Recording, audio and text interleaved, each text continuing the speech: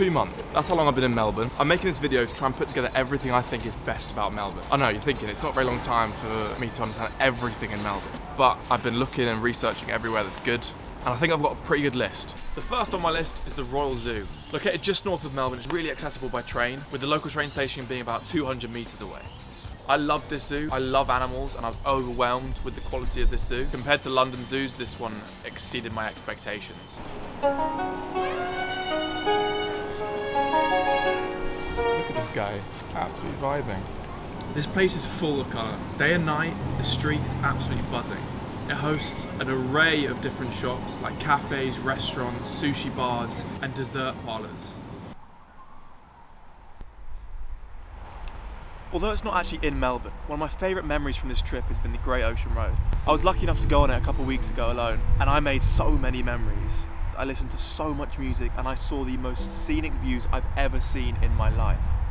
But as I said before, I've only been here for 2 months, so I decided to ask some people who have been here for a bit longer what they think of the city. Where would you say your favourite area in Melbourne is? South Kensington. Although it's not that far from the city, it's really quiet. Brunswick. St Kilda. Yeah, me too. I would say Brunswick. There's lots of up shops, it's pretty cool. Oh cool, that's the second answer of Brunswick today. I would say Fitzroy. Kind of the same vibe as Brunswick, but it's just a lot of cool people, cool places to go. I like all the graffiti laneways.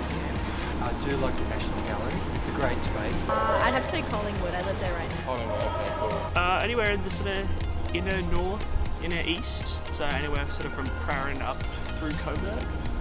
Do you have a favourite spot for food? Anywhere along Carlton, anywhere either along Elgin Street, Brazilian place, and then obviously Lygon, you've got heaps of Italian food. Udon House in North Melbourne. Cafe, I'd say maybe Babka in Fitzroy. It's like a cute, like Russian cafe. GYG at Swanston. I think in Melbourne food is really good. Actually, wherever you go, true. you get the best You can food. go any restaurant here, every food is top notch, I would say. Green Cup. So Green Cup's like a acai bowl place. They do like healthy bowls. I would say Sakura Sushi. It's a sushi train near Melbourne Central. Pretty awesome. Cool, and then a day trip from Melbourne, where would you guys go? Probably out to like East Gippsland, go up to Wilson's Prom. It's like a really nice hill you can climb, a really nice hike. I'd say Sassafras. There's a cute little tea shop and there's lots of like high tea places too. And little cute tiny like family owned businesses. Maybe like Rosebud if you want to get out on like the peninsula. It's like a really like slow, quiet, like beachy town. The Macedon Ranges, so up sort of past Daylesford, up towards town of Macedon itself, Gisborne, that kind of area. Lakes entrance. Lakes Entrance. What's in Lakes Entrance? It's a big lake. Big lake. So a lot of islands as well. We have some friends in Sydney, so most of the time we end up in Sydney. What do you go to Sydney for? Visiting friends, but also going to the coastline of Sydney. NSW, for example, it's an amazing place. I would actually want to go to St Kilda. Now, I'm glad you mentioned St Kilda's because it's actually one of my favourite places in Melbourne. Loads to do, and it's a favourite for Brits travelling and living abroad. I found out about it because my football team trains just around the corner, and that brings me to the next section, Melbourne's social life. How do you actually make friends here? Just while filming that section, I realised I'm sat on these logs. When I came to Australia, I expected to be swarmed by bugs, but other than the zoo, I haven't seen a single one. Anyway, back to how you make friends.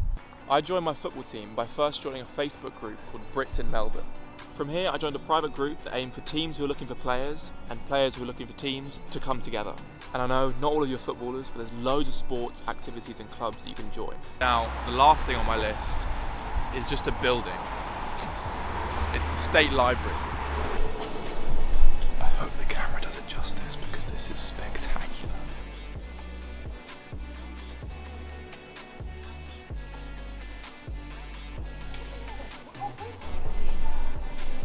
Actually very, very cool. Now, you might say that all sounds quite expensive, so that brings me to the next point, is how much does it all cost? Now, looking into transport, there's actually 17 different train lines, there's 31 different tram lines, and there's about 30,000 plus line bikes that you can rent. The trains have a daily cap of $9.20, and so do the trams, but the trams in the CBD are completely free. And the line bikes are $1 to unlock and 45 cents for every minute you're using them.